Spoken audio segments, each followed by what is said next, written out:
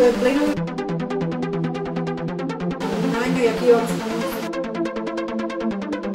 ¿De México o de Nicaragua? No, de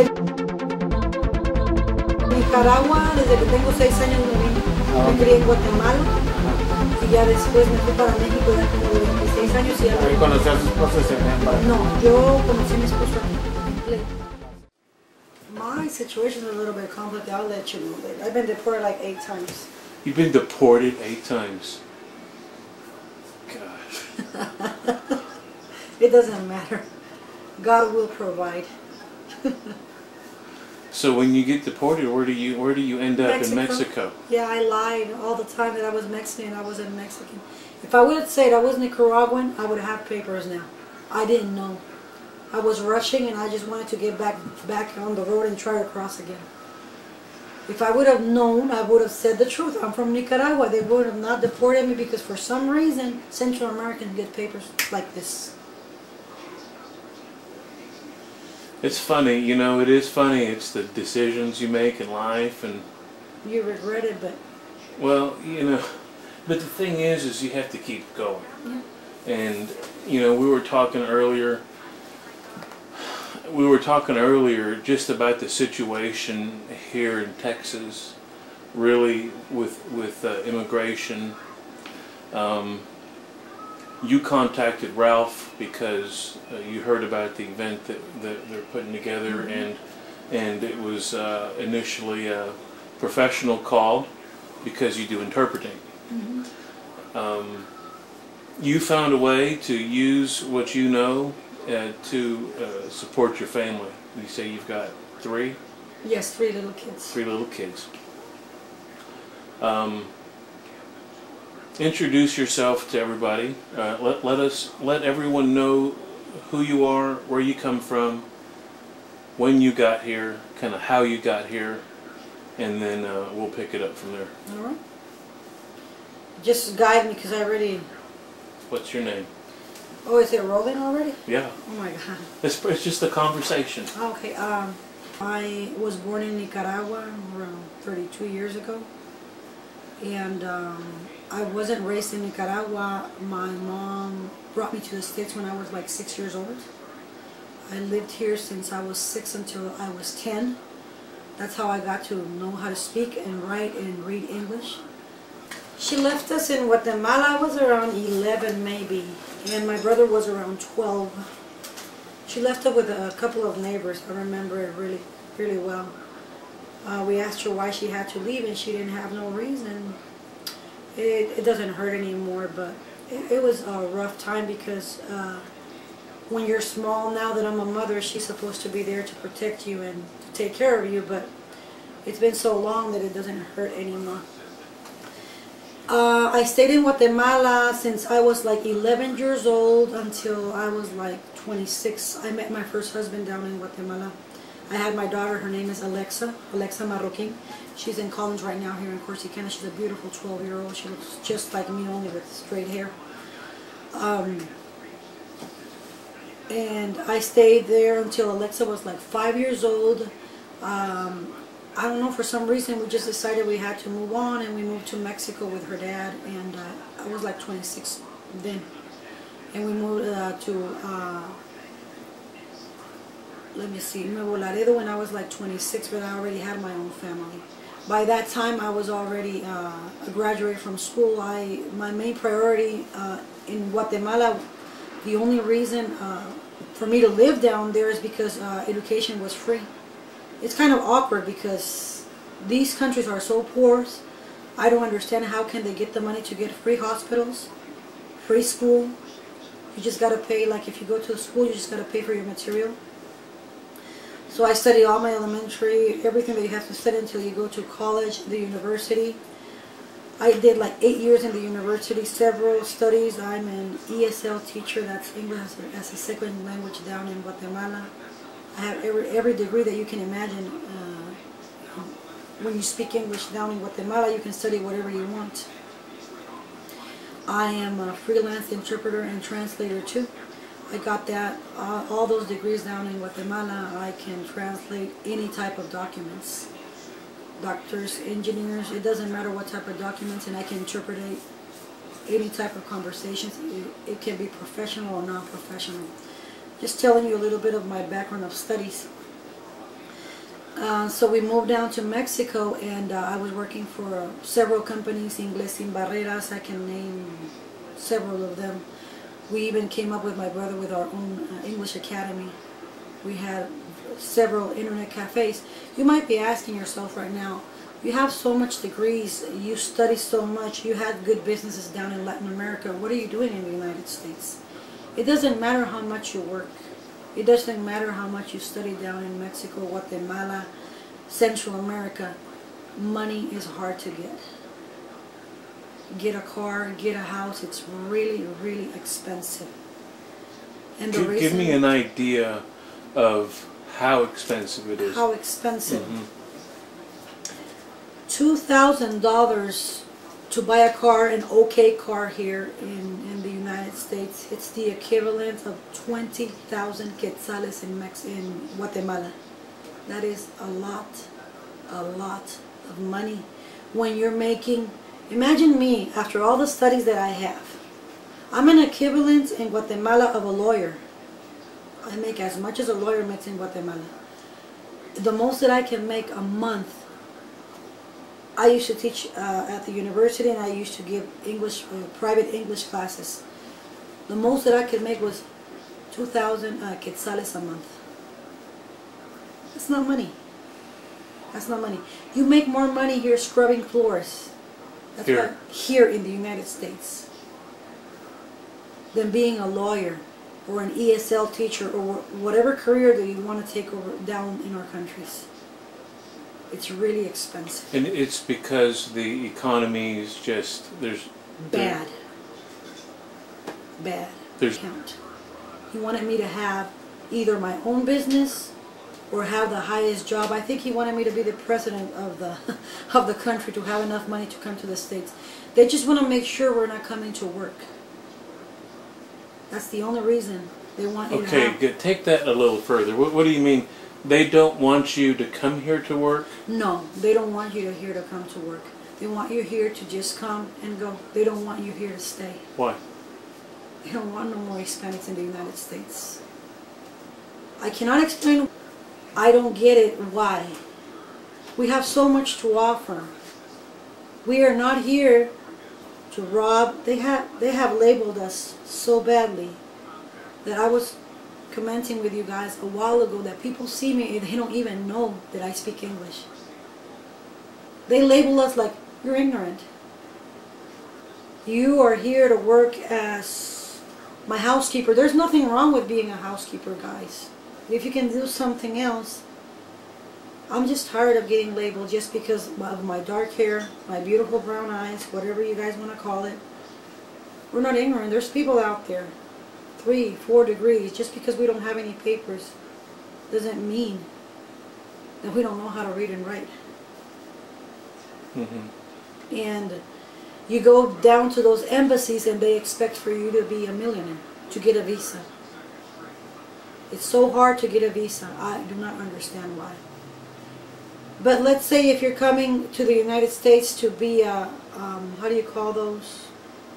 The Mrs., like Miss Universe right now. Mm-hmm. If you come up here to model, they'll give you a visa in a heartbeat. If you come here, I have seen many women, dancers, you know, I have seen them in TV, like they come and sing and dance and bodies and all that stuff. You can get a visa in a heartbeat. Entertainment. Entertainment. You're an English teacher and you go over there and they just look at you and they're like, you're supposed to have money to come to the States. And you show them that you have enough money to come here for a week and go back and forth. Where was I? Yes, I tried several times to get my visa until I got tired. The reason why I decided to come to the States is because in that time Alexa was about 5 years old. And I always had in my mind, in those times, that was my mentality. Later on, you guys understand what my mentality is now. What's the point of making my daughter go to school for 10 years? She's not gonna do. She's not gonna accomplish nothing in this. Not the whole Latin America is I have heard of doctors that can't even bring their titles to the United States. So I made the decision, I'm going back to the States. The only reason I didn't come back because I had an okay job, but when my daughter was born, my mentality completely changed. I want Alexa to go to school, and I know someday Alexa's going to watch this video, and everything that I did to cross the border was for her. Because I want my daughter to have a better future than I have. I made the decision. We were in Nuevo Laredo, a horrible, horrible city. You have to watch your back 24/7 because you guys know what the situation is in Mexico right now. I had a really nice job. I worked at the bridges, you know, where you can cross, where you can cross and all that stuff. I used to work in Las Garitas where you pay. Thanks the Lord, I'm always going to be thankful with Jesus because I never had bad paying jobs. And I used to work over there, but money wasn't enough. In those times, my main thing was to have money. How wrong I was. Money's not everything in life. But anyways, I decided that I needed to cross the border, and I was very aware of that my English was okay and I could pass like an American citizen, and I tried several times, and I still remember they deported me like 8 times. 8 times. Have any idea what it is to be walking and getting almost fainting and then just to have them bring you back because you don't have any documents? And my mom paid several thousands of dollars. The last time that she told me, she paid like about $15,000, $15,000 getting deported. The last time that I tried to cross, only my daughter could cross, and I was driving myself crazy because she was here by herself, and we haven't ever been separated in our lives since she was born. I tried crossing the river and I almost drowned, and when I went back to Mexico, I was driving myself crazy. I cut all my hair. It was a very difficult time in my life. The frustration that I couldn't cross the border. My mom in those times was making brujeria. How do you say that in English? Witchcraft. My mom was making witchcraft. She was praying to La Santa Muerte. I know you guys know what that is. The same lady. This touches me every time my mom tells me. It makes me laugh. The same lady that my mom was paying her for so that I could cross, told my mom, look lady, if she is going to cross, leave it in God's hands. She's going to cross. If she's not going to cross, Jesus is not going to let her cross. 8 times. Last time that I crossed. I was working at a duty-free liquor. I don't know if you guys been into those places. It's where you can go buy alcohol and you don't pay no taxes. Right. A duty-free. I was working at the airport. I was the manager for the store. This guy came in. I hope Alex someday watches this video. Every single weekend that he came with his wife is a black lady. I don't remember her name. You know that this is really nice. I think about it this way. When you imagine an angel, you imagine somebody with an aureola and with the wings and dressed in white. But angels are not like that. This guy is a little drunk guy. His name is Alex. A very funny guy. And his wife was a sweetheart. They came into the duty-free store and they talked with me for a little bit. He asked me to let him have. I had a really nice shirt that it was for. I think it's an alcohol. I don't remember the name. It's kind of purple. It's about this big. That's how he started talking to me. He wanted that shirt. And by that, Crown Royal. Crown Royal. Right. A beautiful shirt. It was long sleeved, very, very professional. It had Crown Royal right here. That's the only reason he spoke to me, because he loved the shirt. And I'm like, okay, maybe someday I'll let you have it. But he said it's not going to fit me, because I used to be very small. I was like a size 3. And that's the only reason they spoke to me. But they were really nice people. By coincidence, my ex-husband didn't pick me up that day. We only had one car. And I was walking down the street very upset because he didn't pick me up. And the lady was outside. Everything happened. It was just a coincidence. She was outside. If she wasn't been outside, the rest of the story wasn't going to develop. And she's like, hi Brenda, where are you going? And I'm like, she was smoking a cigarette. I'm going home. Where's your car? Oh, my husband didn't pick me up, and she just started laughing and told me, men, and I said, yeah.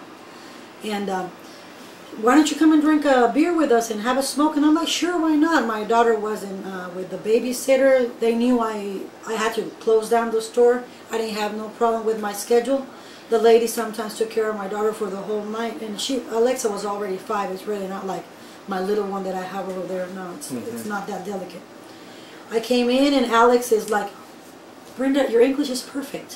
Why don't you cross the border and say you're a U.S. citizen? And I'm like, he was very drunk, by the way.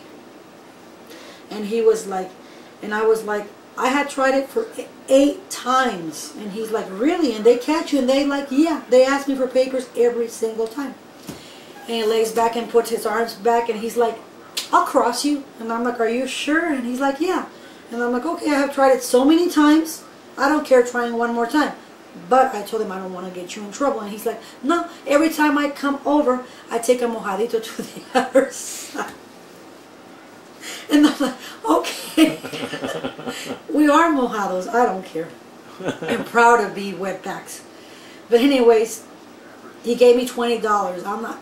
I'm not gonna forget these people, and I haven't seen them since I came to the States. They crossed me, and he said, I told him I gotta go get my daughter. He's like, go get your daughter. I don't know where Alexa's dad was. I wasn't really not in love with him anymore. It was like a 4 or 5 year relationship. We had gone through so much. I was more eager to get to the States than be with him. I was just tired of wasting my time. I went back, got my daughter, went to the cantina where they were, and they had a bunch of junk. That's the reason why we crossed, because it didn't look like he was a coyote. He wasn't, by the way. And we crossed the bridge. The guy just asked him, who is her? Oh, she's my daughter-in-law. She's not feeling very good. And he's like, do you have your documents on you? And I just said, he said, don't speak. Let me do all the talking. I'm like, just like that. I said, no. And it was late at night. I guess the guy was tired. He didn't want to deal with it. He just let us pass.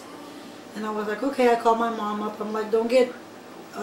they were just tired of listening that I was crossing the border. They just took it like, ah, okay. When you show up, we'll believe you. Yeah. It doesn't matter if you cross it or not. And let's remember, the lady that was praying for La Santa Muerte told my mom, if God is going to let her cross, she is going to cross. If God doesn't want her to cross, she's not going to cross. Okay. We went to the hotel. There was a friend of mine. Maybe someday, he's a pilot. He's going to see this video. I met him at the duty-free store, and he was surprised that I called him, and I was already on the other side. He picked me and my daughter up, and he took us to Walmart, and he bought us clothes. He dressed us up from the head to the toes, so we could look American. And he bought me sunglasses and everything. The next day, he gave me $100, and he said, if you do cross, please call me, because I'm concerned about you and your daughter. I'm telling you, angels are not, you don't expect to see actual people being angels. And there we go. And Alex told me again, Brenda, do not speak. Let me do the talking. Checkpoint. Laredo, Texas, when you're coming to Dallas, there's a checkpoint. That's where they always, always, always stopped me and got me off and sent me back. And I'm like, oh well, if they're going to deport me, I'm not worried about it. I wasn't nervous. I didn't care. My daughter was sleeping, and I was like, wake her up, because they're going to think we're smuggling her, or she's dead, or she's got drugs in her body. And I woke Alexa up, and Alexa was freaking out because she has crossed several times with me, and the last time that she crossed by herself, she was only 5. The people that were crossing me took her by herself because she was the only one that could cross. And I told Alexa, Alexa, don't worry. This time I'm going to tell them that you're my daughter. You're not going anywhere. Long story short, we get to the checkpoint, and papers please, U.S. citizen, U.S. citizen, U.S. citizen. Everybody answered yes. And who is this?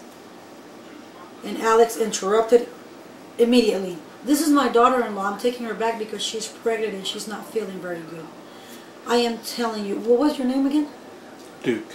Duke, Mr. Duke. I am telling you, you're not going to believe this. Have you seen those movies where everything goes slow? very slow motion. Even the voices sound very slow. I just saw the hand of the immigration officer. You have any idea? 8 times being deported. 8 times. And I didn't have it rough like other people, guys. Women get murdered in those places. Women get raped. I was traveling with my 5-year-old daughter. Do you have any idea how frustrating it was? And I wasn't even thinking about that. I had it easy compared to other women.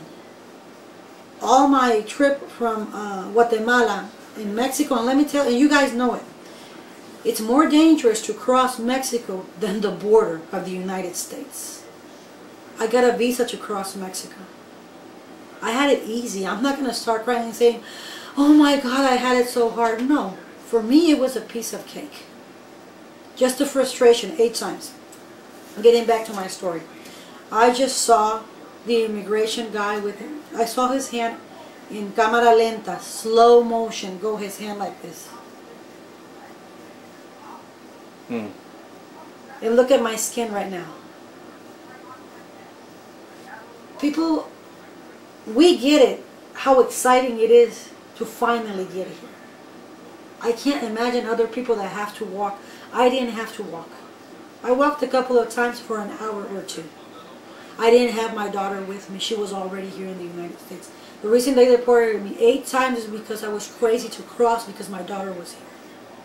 Finally, I got mad and I'm like, just send my daughter back. We're not going to cross ever. And as soon as the immigration officer let us pass by, I wanted to get off of the car and start jumping of the happiness because I was coming to the dreamland. It was funny because the first thing that I wanted to do is eat a Snickers. Because down in our country, that's expensive. That's not a luxury you can have every single day. Eat a Snickers. Go to Six Flags. Take the kids to McDonald's. For you people watching out there, you can get a burger every single day if you want to. That was my idea of coming to the States. I wasn't worried about studying. I wasn't worried about, because I had it all. I wasn't thinking. I was just looking at my daughter and I'm like, this is the future that I want for her. This is the future that I want for her. I got to the States, to San Antonio, and my mom thought that Alex had kidnapped me and they were asking for ransom because the guy didn't charge me a penny. And they were all scared. They thought they were going to steal Alexa from me or something, because where are you going to find somebody that's going to cross you without charging you a cent? Who is that guy? Nobody knows who that person is. Yeah. You see, Duke, angels exist. Yeah. And it was a drunk angel. God uses whoever He wants. And the lady was right. She's going to cross whenever God decides it. So you get to San Antonio. I was excited. I was thrilled. My mom picked me up. We went back to the apartment. And I'm like, Mom, I'm going to start looking for a job. And she's like, listen very carefully what your mom tells you. Don't listen to your mom all the time. The only thing that you can find here, because you don't have any documents, you're gonna either work in a kitchen or you're gonna go scrub floors. Okay. I tried it. I didn't like it. For somebody that was, I'm not saying that I'm all that. It's just that you are used to certain types of jobs. I cleaned, don't get me wrong, I worked as a waitress, I worked in a kitchen. I didn't last a day or 2, I'm going to be honest. And I'm like, this is not for me. This is not for me. I know I don't have any documents, but there's got to be a way around this. And there was. Fake documents, everybody knows that's not a big secret. Because as soon as people see you, listen to you talk. It was so funny because my first good job was at the Comfort Inn here in Corsicana. I was cleaning rooms. My boss didn't even know that I spoke English. People are always labeling us as ignorance, and just because you have dark skin and you have brown eyes and you are Indian looking. Oh, put her to scrub floors. Thank you. I appreciate the job. One day there was one of the customers, and he's like trying to speak Spanish. Señorita, ¿puede ayudarme, por favor? And I'm like, yes, how can I help you? Oh, you speak English. My bathroom, can you please come and check it because I think something went down the drain, and I called the plumber. My boss didn't even know that I spoke English. And she heard me and she's like, I didn't know you spoke English. And I'm like, just a little bit, not too much. And then she's like, do you know how to use a computer? A little bit, not too much. And she, come in the afternoon, come to the office. She didn't see an Indian person anymore. She heard somebody speaking very fluent English. And then she saw me at the computer and I started typing because, okay, we went to school, but what's the point to brag here? They said, your mind, you don't have any documents. You can't get a good job. Go work as a waitress. Go scrub floors. Again, I'm not saying it's wrong, but if you can do something else, why not? I get frustrated when I see kids that were born here, that can go to college, that can get the best education in the world, working at McDonald's. Why do you think that is?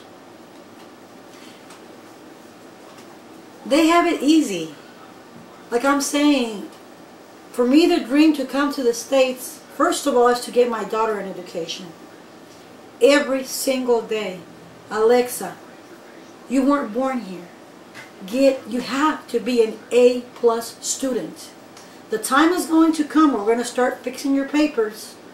You have to be an A+ student. My daughter doesn't even try. And she's an A and B student. Imagine if she tried. These kids were born here. I have a brother. His name is Ramon. I'm sorry if you're watching this, Ramon. He was born here. He is like 24. I'm not sure right now. He hasn't even graduated from high school. That's how you call it? High school? He was born here. He doesn't work. He gets his $300 check in the mail. He gets his food stamped and he gets, I don't know what else. And he stays at home and he's the babysitter because he has a kid. And I'm like, Ramon, you were born here. You could easily gotten in the army and be a great soldier and then get a really nice job. And he's like, what for? I don't need to get any money. I was born here. But then they complain, why are we so poor? Why are Hispanic in the last of the chain? And I'm like, I don't have papers. And I'm not sitting around waiting for the government to assist me. If the government assists me, because I'm not going to be a hypocrite, 3 kids. 2 of them were born here. Because I'm struggling and we're starving, that doesn't mean the 2 kids that were born here are going to starve. Those are their rights. The milk and food that they get is for them. But that doesn't mean that Juan, my husband, is going to be watching TV all day and living off the government. No. Juan works as a remodeler. He remodels houses. He's a very smart guy. He didn't finish elementary, but I'm going to let you guys know something. That guy is smarter than me. My guy knows how to build a house from the floor to the roof. And I admire him and I respect him a lot because compared to me, he's smarter than me. And he's humble and he's shy and he's quiet. If you tried interviewing him right now, he wouldn't know what to say. But opposites attract, and he's the opposite that I am. And I love him to death. But getting back to my story, where was I? I got to San Antonio. Right? You got to San Antonio, and you worked. My mom sent me. You worked, and you're in a hotel, and the lady says, "I want you to meet me." I was at the office, and she was like, "I never thought," and I'm like, "Well, you don't know if you don't ask." And I worked like for 6 months cleaning rooms. They put me in the front office at the Comfort Inn. I was making the same, but I wasn't hurting my hands anymore. And so, So during that process, I'm sure you were concerned. Had you already gotten your fake documents to get the job? Yes. Okay, so that's one of the problems that we have here, is that companies aren't verifying citizenship. And everyone believes that companies need to verify for citizenship. Run everyone's numbers against the database and see if they pull up or don't pull up. Do you want my opinion on that? I do. That's exactly why we're here. My opinion is, if they run an e-verify in every company, illegal immigrants like me, how are we going to get a job? They're not going to let us have papers, Duke. You know it better than me. Mm-hmm. You've been there, been longer. You were born here. You know how it goes. Mm-hmm. I haven't, it's going to take me like $500 to find out with my FBI prints to see what are my chances to get documents. Due to the economical situation right now, $500 is out of the question right now. Mm-hmm.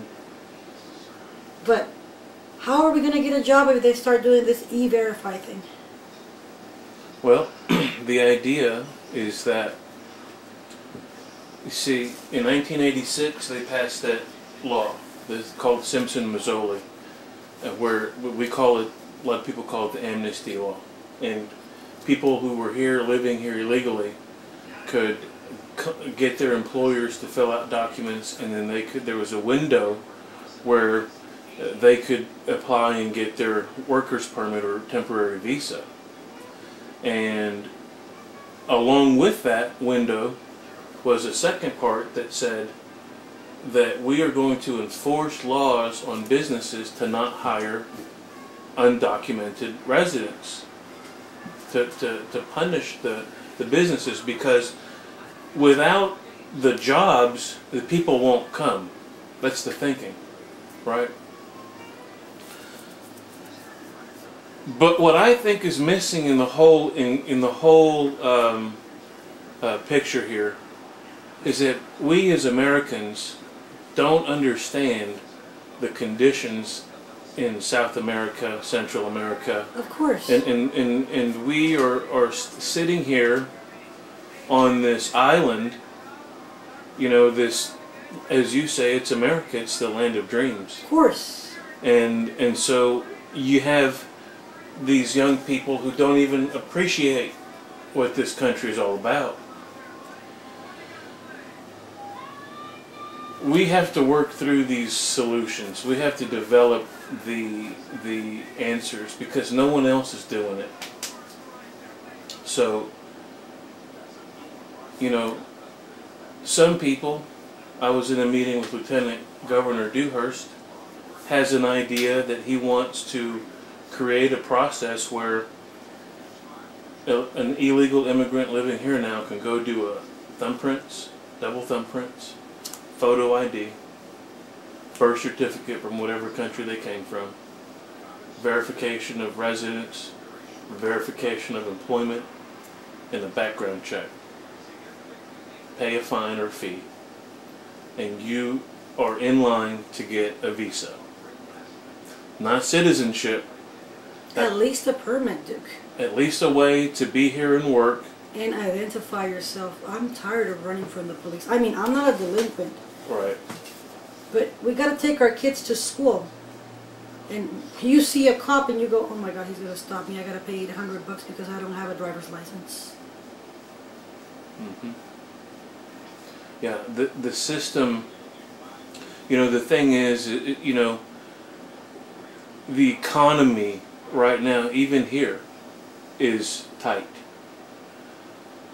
People think that illegal immigrants are taking jobs that Americans would take. Give me your take on that. You really think that somebody that was born here is going to go scrub floors? Whenever, even if you watch a movie, even if you watch the TV, who is always the maid at the house? It's an Hispanic person. Who is the cleaning lady at a hotel? It's an Hispanic person. Who is the guy that goes and does your plumbing in your bathroom? It's an Hispanic guy. You really think somebody that was born here?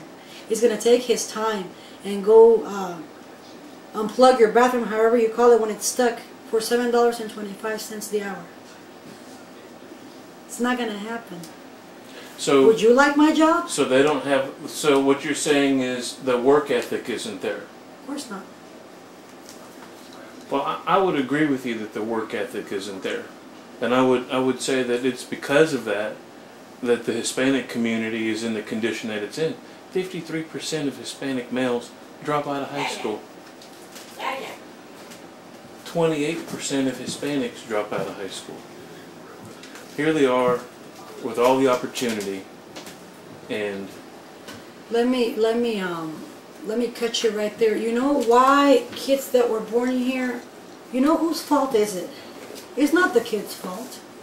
I'm a mother of 2 Chicano kids. Well, they're half Nicaraguan, I'm from Nicaragua, and half Mexican. And I see my daughter, that Alexa, too. Whose fault is it? I see my mom as a mirror. My little brother that was born here. Oh my God, he's American. Es mi consentido. He's my baby boy. He's my Texan. He's my cowboy. So, whose fault is it in the end? the parents' fault. This is what my mom taught my brother. You were born here. You don't need anything. You got everything that you want to. You don't even have to try. Me and my brother Sergio had to stay by ourselves. Me in Guatemala, him in Mexico. I have a master's degree in ESL, as an interpreter, as a translator. I know how to speak French. I wasn't raised by my mom. I didn't have that, you don't have to do anything. Mommy's here. Don't worry, the government will take care of you. You can always ask for food stamps. You're a citizen.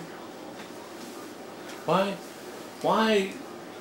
is it that those parents started to do that? Because their parents didn't do that. Of course not. What is it? Because my mom, she has worked since I have memory cleaning offices. That's how she supported me down there. Till today, she still helps us out. That lady is 52. She's still cleaning offices. So I don't get it. Why is my brother not working? Because since they were born here in the States, you don't need anything. People are dying in the desert to get here in the United States, while you kids don't even want to go to school. I really don't get it. As a mom, every single day, Alexa, A+ student. Alexa, learn how to cook. Alexa, learn how to wash your clothes. Alexa, learn how to clean the house. Alexa, Alexa, Alexa. Mom, I'm tired. I don't care. You don't want to trade your life for the life that I had. The most important thing for you, Alexa, first of all, grab your hand to God's hand. Second of all, never stop going to school. Never.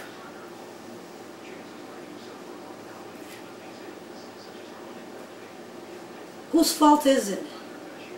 It's not the kid's fault. The kids learn from the parents. Brandon was born here. I have a 4-year-old. He's my little white boy because he's white as it's going to get. Because my husband is really white complexed. But that doesn't mean I'm going to be teaching him. Don't go to school. I'm not going to make any difference with my kids. They have to go to school. Over here, they teach them at school. Your mom can't hit you. If your mom screams at you, call the cops on them. In my house, we don't speak English. Only Spanish speaking because my husband doesn't speak no English at all. Where is the kid going to learn? I don't have to work. My mom can't tell me what to do. It starts in the house, Duke. You got to teach your kids, if you want to be somebody someday, first of all, put God in first place. Go to school. Learn English. Learn English. Learn English. I'm a vivid example. I'm not saying, please do not interpret it the wrong way. If you work at a restaurant, if you work as a cleaning lady, if you learn English, you can get a better job. You can be the head of housekeeping. My husband is a very good example of not learning English. till today, he's been here since he was 17. And he's still working for somebody else. I thank the Lord I'm not working for nobody else. I work for myself. I mean, I don't make the kind of money my husband makes. But I can be at home and be taking care of my kids. Because I work from home from my computer. Once in a while, I get a contract to go interpret. Interpret means if you're speaking in English and the audience doesn't speak Spanish, I'm just repeating whatever you say. Once every blue moon, I have to go to Fort Worth or Dallas. And I'm illegal. And that doesn't mean I'm going to stick. I know people that are residents, Duke, that work at restaurants. And I ask them, why don't you apply for your citizenship? They're like, first of all, I don't know how to read or write. Second of all, if I don't know how to read and write, how can I learn English? I am 30, 40, 50 something years old. School is not for me anymore. That's the message they're sending their kids. If my mom doesn't do it, why do I have to go to school? My daughter doesn't have that excuse. I went to school.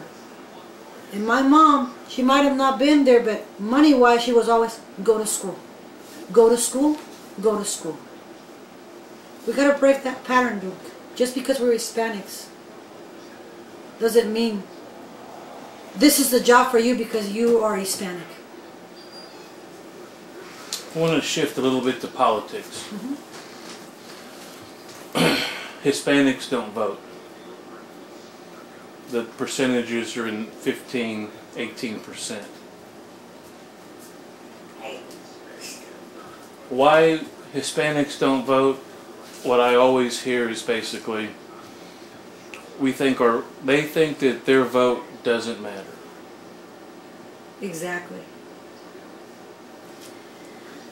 I ask my friends, why don't you become a citizen so that you can vote? And they're like, this is what people think. How can I put it not sounding, how do you call it, rude? What is it? How much the time on it? How can I put it? Let me see. How can I phrase this? All right.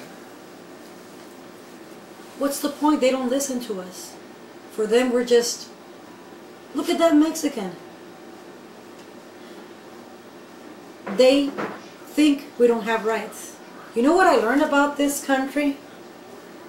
Even if you're an illegal immigrant, you have rights. I don't understand till today why so many Hispanic people let other people from other races, I'm not trying to be racist, push them around, make fun of them.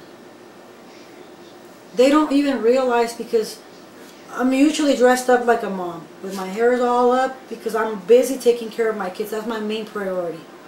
My business comes afterwards. To this interview, I even brought my 3-week-old kid because they're the love of my life. But this is what they think. We don't have no rights. You know what I learned about this country? Even if you weren't born here, you have rights. That's why they don't vote, because they think they don't have any rights. If I vote, they're not going to listen to me because I'm Hispanic. They have us so pushed down. So pushed down. Oh, you're Mexican? Nah, they're not going to listen to you. Don't worry about it. And guys, I'm telling you this right now, and I wish we could do this interview in Spanish too so that we can show it to everybody that thinks this way. We are the biggest minority. Duke was telling me a while ago that by 2020, we are going to be, what you said? The majority. The majority in Texas. The majority means there's going to be more Mexicans in Texas than whites and blacks and Chinese, whatever you want to call it. I don't want to sound racist, but in my household there's 3 kids already that are citizens. Except Alexa, I mean 2. Do you imagine how many kids are out there that are citizens? Those are the future. We got to stop this right now. People, wake up. We have rights. Our kids were born here. And nobody's going to tell them, you don't have rights. You were born here. There's a birth certificate where it says you are American. It doesn't matter the color of your skin, the color of your eyes. You were born here and you have rights. And nobody's going to take my kids' rights away from them. And so to not vote, it just is like a slap in the face. Exactly. You imagine? Look what we did with Obama. That's a perfect example of the Latin power that is in the United States. We got that guy up there because he promised an amnesty. He lied to us. He promised an amnesty to all the Mexicans, of course. I could have gotten a part of it because my husband is Mexican. And maybe 20 years from now, he could have fixed me my papers. I'm not worried about papers right now. I'm worried about Alexa. That's my only point. If there's a lawyer out there hearing this, that little baby came in this country and it's not her fault. It's her right to get papers. She's only 12. Did she know any better? No. The one that committed the crime was me. I knew we were coming here illegally. Have you seen the TV lately? They are getting lists. ICE is getting lists of students. Give me a break. On their graduation day in college, picking them up because they don't have any papers. Is it the kids' fault, Dick? It's not the kids' fault. I don't think anyone blames the kids. The kids are a result of the actions of their parents. Exactly. And you know, the problem is that we don't have a system in place that deals with this. There's no way that if you're here illegally, that if you leave and go to get in line again, as some people suggest, it's nearly impossible to get back in your lifetime. You're talking 20 years before you have the money to make it, to do it the right way. So to all those, we talk about securing the border, talk about making it, enforcing the laws on the books with businesses to slow the pace, and then we talk about what do we do with all those who are here right now. And that is the hardest one to crack.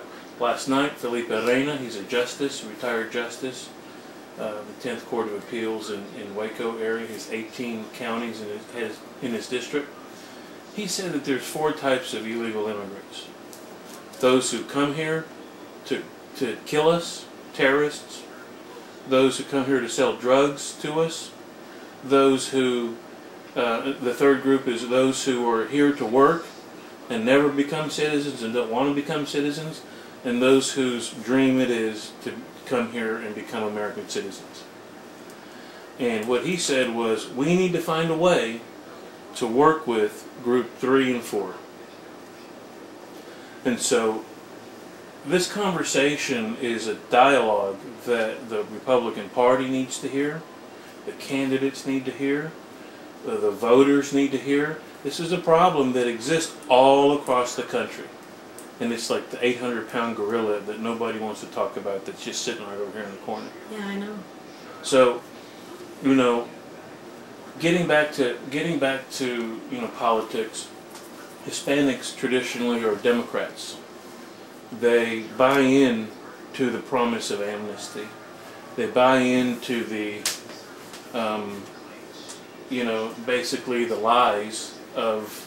I say they overpromise and underdeliver. I'm gonna paint you a picture. And for 30 years, Democrats have been doing that. And for 30 years, they've been working in Hispanic communities to get everyone to show up at the poll on voting day and vote for a Democrat. And because of that, because of the people that they keep putting in office, these are people who don't represent us. They don't have our values. They're trying to get God out of schools. They don't want you saying the Pledge of Allegiance with God in it anymore. They're trying to shut down nativity scenes, all over the place. That's who the left is. That's the Democrat Party. And they're, in my opinion, the enemy of the Hispanic community. And so part of what we're doing is opening people's eyes and saying, people, wake up. That's right. We have a voice. We have rights. If you're a, how do you call it, a resident, a permanent resident for 5 years, You can become a citizen, and we can vote, and we can put people that been there, done that.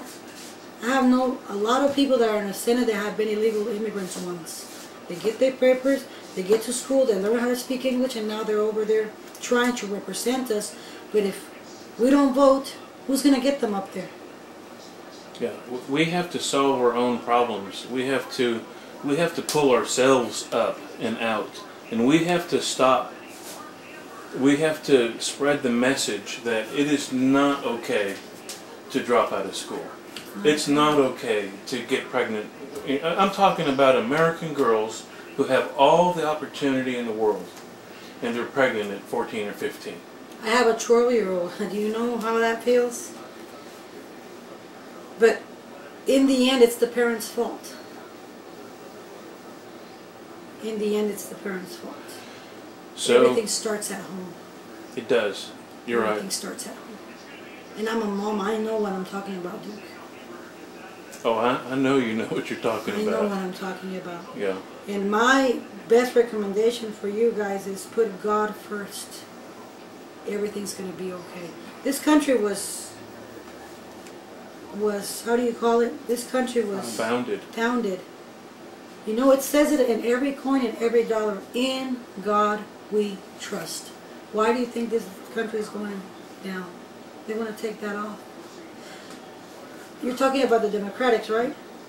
Are they the ones that decide that the sun's coming out? No. Are they the ones that decide that the air's going to be here tomorrow? Or does the life of my little 3 weeks old baby depend on them? They want it to. They want to take your baby from cradle to grave and make sure that they're there for her, that they give her the things that she needs, provide her with the services, and tax her on all of her money after she dies. You know, that too is America. And that's the America that we the people have allowed to develop because we don't vote. We have to vote. We have to vote. And that's the message today. I think that's what we're trying for people to understand and listen.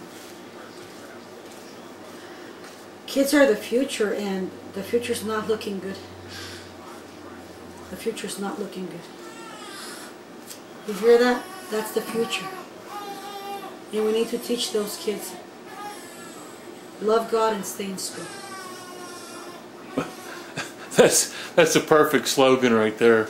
Love God and stay in school. We need to get some t-shirts made or something like that. Jeez. You know, it's totally been an honor to visit with you tonight.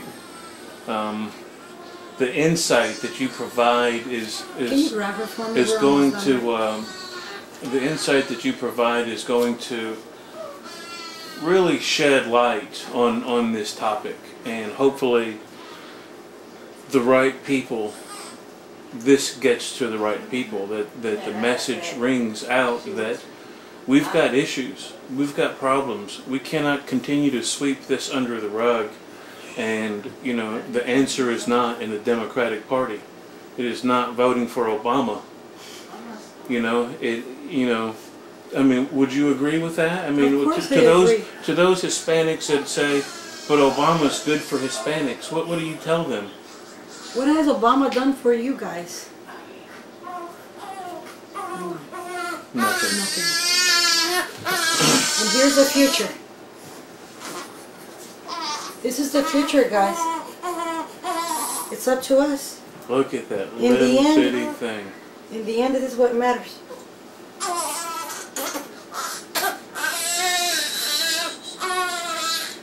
Her name is Genesis, and she's 3 weeks old.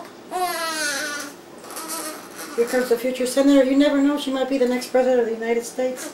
That's the kind of thinking we need to have. No, because you're Mexican, it doesn't matter. You were born here. Kids, you have the world in the palm of your hands, and you can be whatever you want. That's what I tell my kids every single day. Wake up. Don't let anybody label you just because you're a certain race. The future is in your hands. We already had a black president. Next time it's gonna be a Mexican one.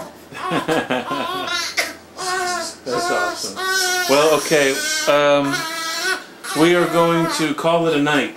And I thank you, and everyone thanks you for your insight, and very brave and courageous to step forward and put your story out there, and we really appreciate that.